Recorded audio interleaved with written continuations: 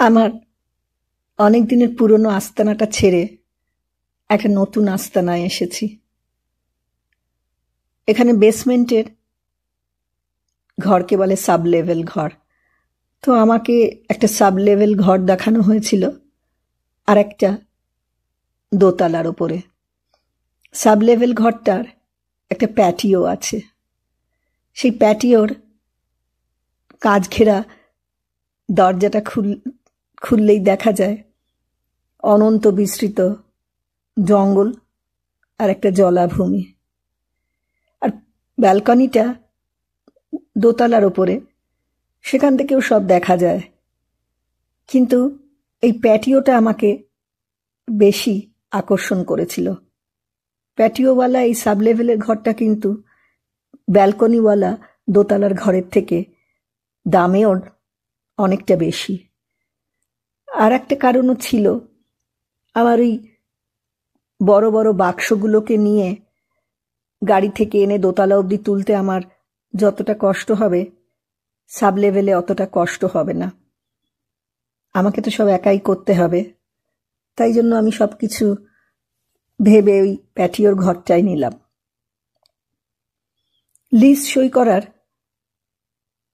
বিকেল 4টের সময় ঘরে ঢুকলাম। তারপরে আমার স্যুটকেস এবং আরও কিছু জিনিসপত্র যেগুলো গাড়িতে রাখা ছিল সেটা নিয়ে আমি ঘরে আসছিলাম। একবারে পারছিলাম না, 2-1বার যাতায়াত করতে হচ্ছিল। তো প্রথমবারটা কিছু হলো না। দ্বিতীয়বারটা যখন আমি ঘরে ঢুকতে গেলাম, তখন দেখলাম দরজাটা বন্ধ হয়ে আছে। কিন্তু আমার মনে পড়ছিল যে আমি দরজাটা লক করিনি, কিন্তু ওরকম রেখে দিয়ে গিয়েছিলাম যাতে ঢুকতে সুবিধে হয়। তা আমার একটু আশ্চর্য হলো। আমি গাড়িতে চাবিটা ফেলে এসেছিলাম, আমার যেমন ভুলো মন। তো আমি আবার গাড়িতে গেলাম, গিয়ে সেই চাবিটা এনে দরজাটা খুলে ঘরে ঢুকলাম। ঢুকেই আমার হাতের জিনিসপত্রগুলো কিচেনে ঢোকাতে গিয়েই দেখলাম আমার কিচেনের কাউন্টার টপের উপর একটা কালো রঙের বিশাল হুডি। আমার বুকটা না ধক করে উঠল। এটা কোথা থেকে এলো? এটা তো আমার নয়। তাহলে কি কেউ ঘরে ঢুকেছিল? আমি খুব দ্রুত পায়ে দুটো বড় বড় কাবার্ড, বাথরুম, পাশের বেডরুম সব একবার নজর করে দেখলাম না, কেউ নেই। আবার তখন ফেরত এলাম লিভিং রুমটায়, যেখানে প্যাটিওর কাঁচ দরজাটা আছে।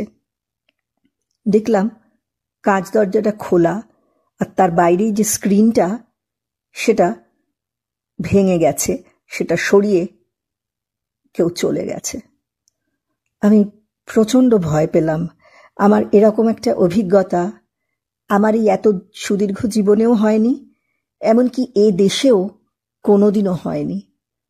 দেখতে দেখতে তো এ দেশে 25 বছর হয়ে গেল, এরকম কখনো অভিজ্ঞতা হয়নি। আমি প্রচণ্ড ভয় পেয়ে গেলাম। সঙ্গে সঙ্গে আমি 911 রিং করে পুলিশকে ডাকলাম। পুলিশ এলো, সব দেখলো, দেখে বলল, এই তোমার রিপোর্ট নাম্বার, তুমি কালকে ম্যানেজমেন্টকে জানিয়ে তোমার এগুলো রিপেয়ার করে নেবে। তা আমি বললাম যে কেন এরকম হলো 2 ঘন্টার মধ্যে? তার মানে তো কেউ একজন জানে যে আমি এসেছি, আর এই 2 ঘন্টার মধ্যেই ঘটনাটা ঘটলো।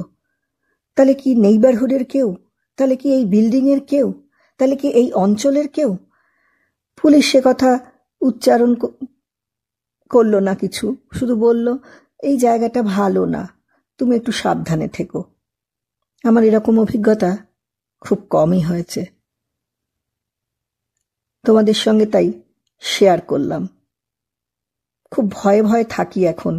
পেছনের জঙ্গলটা আমাকে খুব আকর্ষণ করে, কিন্তু এখন সেটাই আমার কাছে একটা কালো অন্ধকার চাদরের মতন হয়ে সন্ধ্যের পর থেকে দাঁড়িয়ে থাকে।